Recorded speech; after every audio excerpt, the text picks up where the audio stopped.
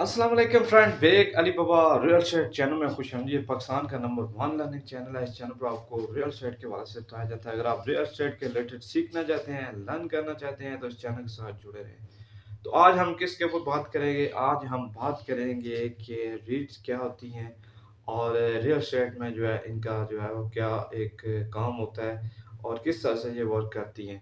तो सबसे पहले हम बात करेंगे रीट्स के ऊपर कि रीट्स होती क्या है।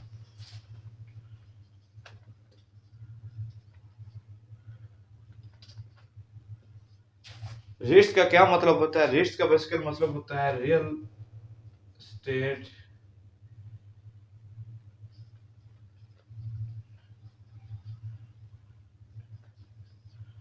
इसका मतलब होता है कि रियल एस्टेट इन्वेस्टमेंट ट्रस्ट। और ये किस तरह वर्क करते हैं? ये ऐसे ही वर्क करती हैं जैसे कि आप म्यूचुअल फंड जो है,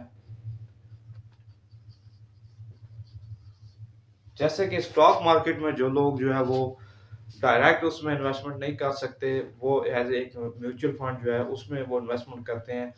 तो जो भी उसको ऑपरेट कर रहा है, तो एक म्यूचुअल फंड जो है वो ऑनर जो होता है वो म्यूचुअल फंड जो है एक बनाता है ट्रस्ट, और उसमें जो है वो तमाम लोग जो है इन्वेस्टमेंट करते हैं। इसी तरह रियल एस्टेट में भी जो है ये एक रियल एस्टेट की आप एक म्यूचुअल फंड की किस्म से समझ लें कि जो लोग जो है वो रियल एस्टेट में डायरेक्ट इन्वेस्टमेंट नहीं कर सकते, वो लोग रिट्स में जो है वो इन्वेस्टमेंट करते हैं। तो ये रिट्स जो होती है ये कहाँ कहाँ से पैसा जो है वो कलेक्ट करती है। एक तो जो है ये इंडिविजुअल इन्वेस्टर से इकट्ठे करती है। दूसरा ये जो है किसी इंस्टीट्यूट से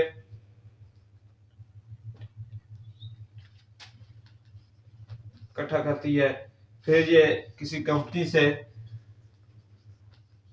इकट्ठी करती है। ये मुख्तलिफ किस्म से जो है वो सोर्सेज ये पैसा इकट्ठा करती है और उसके बाद जो है ये इन्वेस्टमेंट करती है। इसे हम जो है इसकी ये एक जो किस्म है, इसे हम इक्विटी रीट कहते हैं, जिसमें जो है कंपनी ट्रस्ट जो है पैसा इकट्ठा करती है। उसके बाद जो है मुख्तलिफ जो है वो जगह पर इन्वेस्टमेंट करती है और वहाँ से जो भी रिटर्न आते हैं उससे ऐसे एज जैसे कि स्टॉक मार्केट में डिविडेंड जो है वो जब मिलता है वो तमाम जो है वो शेयर होल्डर में डिवाइड किया जाता है। इसी तरह जो है ये कंपनी जब कोई भी जो है पैसा इकट्ठा करती है, उसके बाद जहाँ पर इन्वेस्टमेंट करती है, जहाँ वो कमर्शियल प्रॉपर्टी में करती है, शॉप ऑफिस वगैरह जहाँ भी वो इन्वेस्टमेंट करती है, उसके बाद वहाँ से जब प्रॉपर्टी को कोई प्रॉपर्टी उन्होंने ऐसी खरीदी है जो रेंट पे उन्होंने दी है, रेंट वहाँ से जब रेंट कलेक्ट होता है तो उसमें से जो है तमाम जितने भी होल्डर्स होते हैं शेयर, उनको पैसे दिए जाते हैं।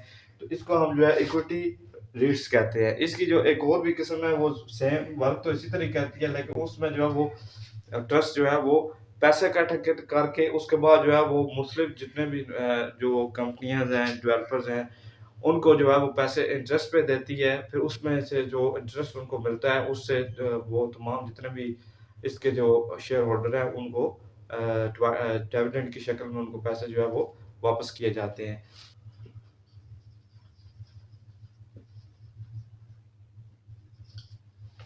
उसमें कंपनी पैसा इकट्ठा करके मुख्तलिफ किस्म के इन्वेस्टर या डेवलपर जो भी जो है किसी रियल एस्टेट में इन्वेस्टमेंट करना चाह रहे हैं, उनको जो है वो पैसे वो आप समझ लें कि लोन पे देती है। तो उससे जो रिटर्न आता है वो जो शेयर होल्डर हैं उन्हें तकसीम किया जाता है। उसके अलावा कुछ कमोडिटीज ऐसी होती हैं जो हाइब्रिड टाइप होती हैं, जो लोन पे पैसा भी देती हैं और मुख्तलिफ जगह पर खुद भी इन्वेस्टमेंट करती हैं। जो दोनों काम करती हैं, इनको हम जो है हाइब्रिड रीट्स कहते हैं। जी, तो अभी हम बेनिफिट्स की अगर बात करें रीट्स में, रियल एस्टेट इन्वेस्टमेंट ट्रस्ट में, तो इसमें सबसे ज़्यादा जो आपको बेनिफिट एक मिलता है वो ये होता है कि इसमें जो है आपकी लो एंट्री हो सकती है। अगर आपके पास ज़्यादा पैसे नहीं है तो आप जो है एक कम अमाउंट से, कम पैसों से जो है आप इसमें एंट्री ले सकते हैं। तो एक तो इसका सबसे बड़ा फ़ायदा आपके पास ये है कि आप इसमें लो एंट्री होती है। आप कम पैसों से 1 लाख, 2 लाख, 3 लाख से भी आप इसमें एंट्री ले सकते हैं।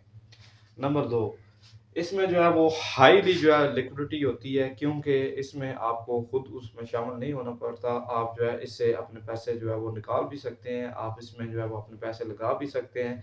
तो आपको पता है कि रीट्स जो है वो एक प्रोफेशनल्स की टीम होती है, वो जो है वर्क भी जब करती है तो वो जो इंडिविजुअल हम जो इन्वेस्टर होते हैं इनकी तरह काम नहीं करती, बहुत ज़्यादा सर्च के बाद काम करती है। तो इसमें जो है वो हाई लिक्विडिटी होती है।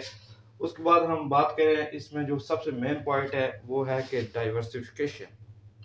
असल में जो इन्वेस्टमेंट के असूल हैं, जो प्रिंसिपल हैं, उनमें बहुत ज़्यादा जो एक असूल सबसे ज़्यादा जिस पर जो है वो जोर दिया गया है वो डाइवर्सिफिकेशन का है। तो डाइवर्सिफिकेशन जो है उसके रूल के मुताबिक जो है रीट्स जो है वो इन्वेस्टमेंट करती हैं।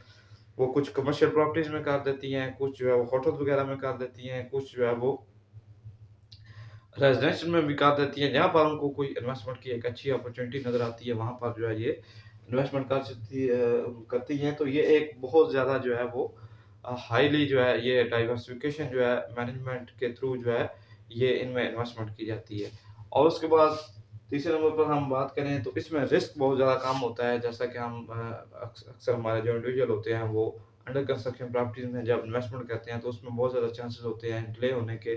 तो जो रेट्स होती हैं वो अंडर कंस्ट्रक्शन प्रॉपर्टी के अलावा और भी जितनी भी मैनेजिंग प्रॉपर्टीज़ हैं, जो अच्छी प्रॉपर्टीज़ हैं, जो कमर्शियल प्रॉपर्टीज़ होती हैं, आईटी इक्विपमेंट, होटल्स, अपार्टमेंट्स या फिर उसके अलावा शॉप्स वगैरह, ऑफिस वगैरह, इस तरह के मुख्तलिफ जो है वो जगहों पर जब इन्वेस्टमेंट करते हैं तो उसमें क्या होता है कि उसमें जो है वो रिस्क फैक्टर जो है वो कम होता जाता है, उसका जो रिस्क लेवल है वो कम होता जाता है। तो ये एक लो रिस्क जो है इसमें देखा जाए तो आपको एक बहुत बड़ा बेनिफिट मिल जाता है। ठीक है।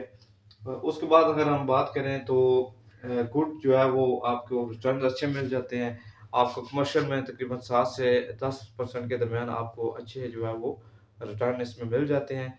तो ये एक गुड जो है वो रिटर्न भी आपका एक एसेट हो सकता है इसमें जब भी आप इन्वेस्टमेंट करते हैं।